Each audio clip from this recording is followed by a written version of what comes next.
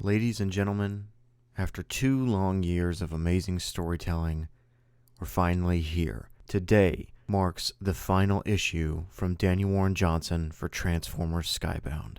If you're watching this on release day, September 10th, then please swing on by the Teletran Tapes YouTube channel, as myself and my co-hosts will be live streaming later today our full discussion and thoughts of this final issue. With that out of the way, let's dive into this. Issue 24 of Transformers Skybound is a very simple issue, and I think it's for the best. There's no jumping around to different locations or really to different characters. It's really hyper-focused on what needs to happen, and again, this is for the best. From the get-go, I'm sure a lot of people will look at this issue and be somewhat disappointed that not every question is answered. But just like back in issue 12, not every question needs to be answered right away.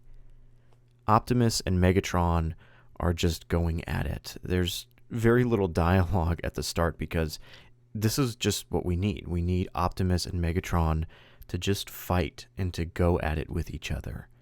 Megatron choosing to focus his attacks on the humans to show Prime that he's weak, that he can't save Cybertron by being this honest and open and humble with the humans.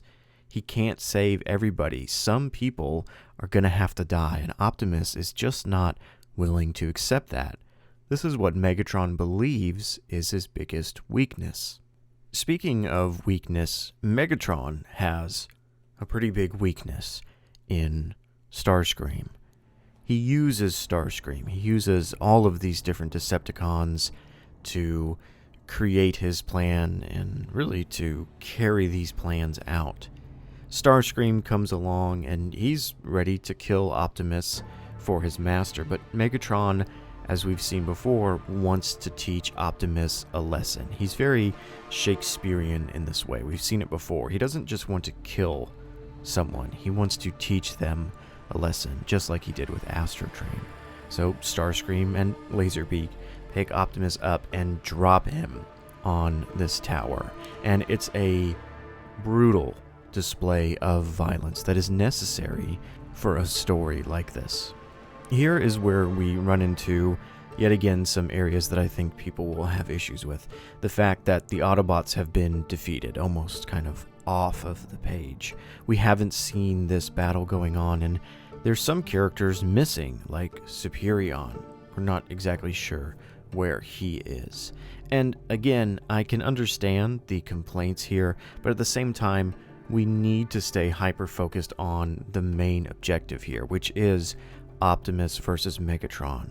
And so, while not every single aspect is being explored here, I would like it to be a little more explored. I understand why this is the case. We get the important characters with RC and Magnus. They've tried their hardest, but they're just no match. And then Starscream comes in to grab Carly and Spike and take them over to Megatron because, again, he still has to teach Optimus this life-changing lesson. Beachcomber is a part of this lesson. Megatron wants Optimus to choose. He wants him to choose between his new family, the humans, and his original family, the Autobots. And he gives him an ultimatum. He says, if you don't choose, I'll just kill them both. Optimus, of course, cannot choose. He will not choose. And we get this beautiful, very small panel of Spike and Carly holding each other as the end is nigh. But Starscream is interrupted by something. That something being, well, Omega Supreme, or at least one of the Guardian robots. This might seem a little out of place and random, but if you remember back in issue 20, the Decepticons asked Megatron if the signal that was being sent out to the Guardians was still going, and he said yes it was, but that the Guardians were long offline and they would never return. And so this is obviously a callback to that issue. This is a huge spectacle as this Guardian robot returns, and this is probably one of my favorite scenes in this issue where Starscream is looking up and Megatron is screaming at him, and it's just this very simple page, this very simple moment where Starscream just waves at the Guardian. He just waves back at him, just like he did in issue 13. And in that moment, Starscream remembers that his name is Oktar. Now, the next page might be up for debate in a way. We see Megatron's blast going up, and we see that Starscream has been shot in the head. I've seen some people say that Starscream shot himself in the head as a way to end his suffering, and other people saying that Megatron kind of jumped out of his hand and shot him himself. I think that we could debate on that quite a bit, and we probably will on the Teletran Tapes episode, but the point here is that Starscream has been shot, and Megatron says that he was always a pathetic vessel. He should have never chosen him. And so Megatron is just going to do it himself. He'll kill the humans and Beachcomber himself. That is until Shredhead shows up in an amazing scene where he comes in and just lays waste to not only Megatron but also Soundwave, who hilariously jumps in to save his master, but he's no match. He's absolutely no match for Shredhead. This is just amazing art. But Shredhead is not the one to defeat Megatron. It's interesting that Megatron, now beaten and broken, tells Optimus to stop. Optimus is having none of it. He says, "You who are without mercy, now you plead for it. I thought you were made of sterner stuff," and Optimus just lays waste into Megatron. Megatron goes flying, and he's caught by Devastator, and Bruticus is behind them holding on to Starscream, and I'm actually really happy about this. If they definitively killed off Megatron here, I would have been upset. There's been far too much build-up with this character, and way more that we need to learn about him. I'm glad that this is not the end of Megatron, and also, obviously, not the end of Starscream, or Oktar, I should say. The next page is 100% definitively Daniel Warren Johnson. Not to say that the rest of this comic isn't, but this is so much his calling card of comics. Sparky is sitting in a hospital, in a delivery room, and a nurse comes and brings him his new baby boy, Spike. It's a really short section, and yet it's the perfect ending to this character's story. Spike and Optimus awake in the rubble with Beachcomber and Shredhead in the background, and the battle has been won. The Decepticons have evacuated. Beachcomber immediately starts to apologize, saying that he couldn't do more and all of these different things, and there's just this beautiful small little section of Optimus holding Beachcomber and saying, "You are the best of us." I know my friend Carl from Carl's Collection is just going to absolutely love this section. And then Carly stands amidst the city and realizes that the power is gone for everything. It's so dark. And they notice that the Matrix is glowing inside of Optimus's chest. He says that he's been cured and it's slowly coming back to life. Carly mentions to him, "But the light, it's so small." Optimus looks down and says, "Small, yes." We get a glimpse of Sparky and then Spike. And we finish out Daniel Warren Johnson's run with a callback to one of the greatest lines that he's ever written, both in Transformers and in comics. "The light is small, yes, but still mighty."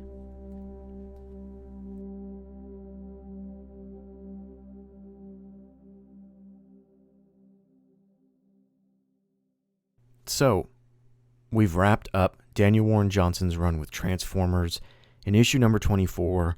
What are my thoughts? Honestly, I loved it.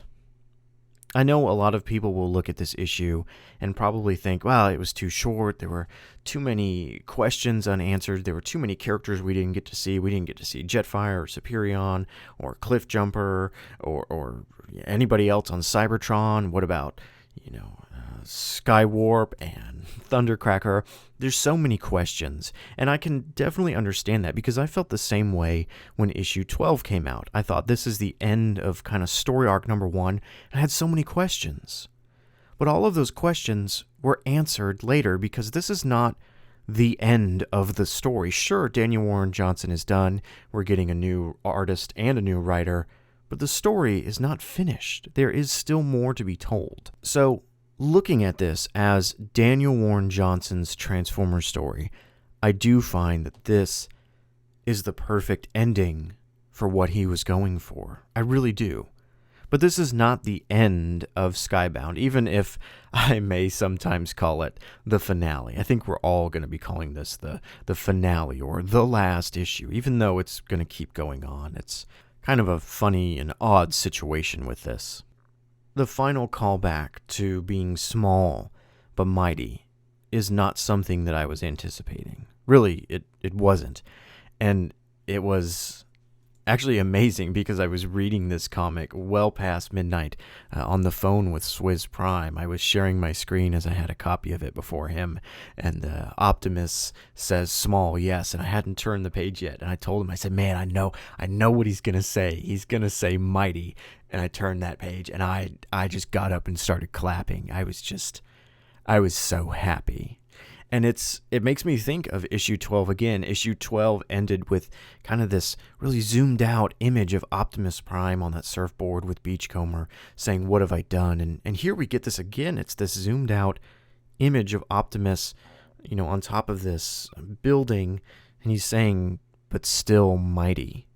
And it encapsulates everything about Daniel Warren Johnson's run on this comic so beautifully.